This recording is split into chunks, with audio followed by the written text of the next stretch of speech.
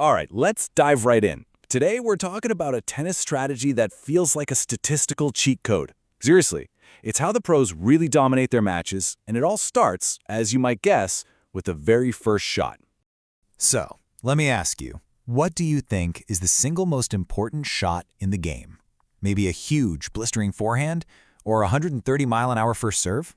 Yeah, those are good guesses, but the actual data points to something way more specific, and honestly, it might just change how you watch tennis forever. Get ready for this because here is the reality check. Nearly 70% of all points in professional tennis are over and done with in 4 shots or less. Just let that sink in for a second. We all love those epic 30-shot rallies that make the highlight reels, right? But the vast majority of points are just these brutally short, sharp sprints.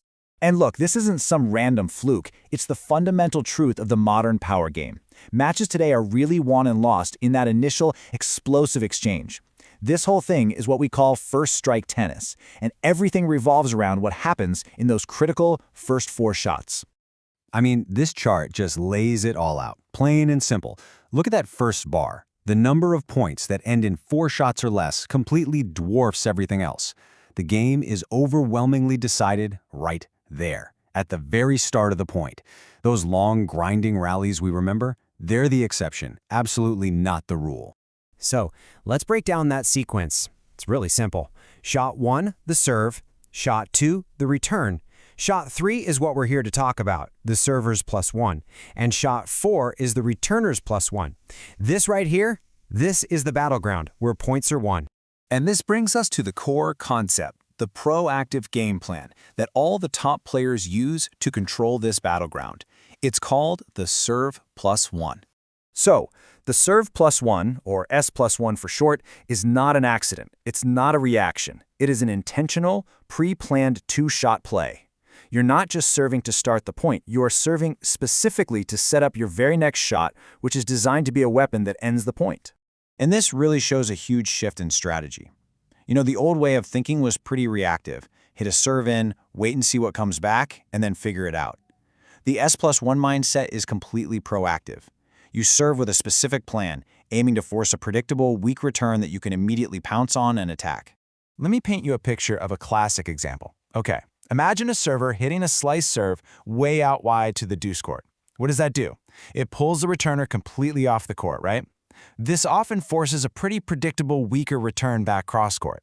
The server knows this is coming, they anticipate it, move in, and then just drill their forehand, their +1, into that huge open space on the other side. Point over. Simple as that.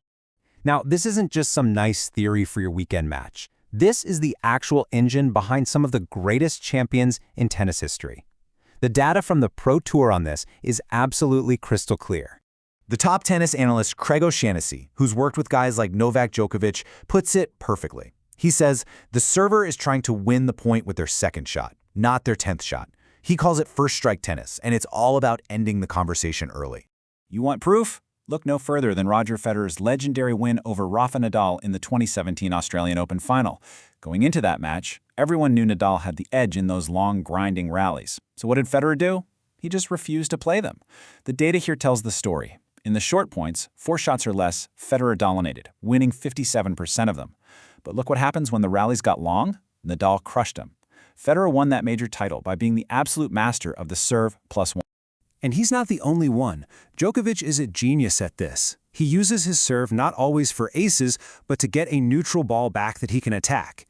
Jannik Sinner uses his massive serve, especially on big points, to dictate exactly what that +1 shot will be. It's the common thread connecting the absolute best players in the world.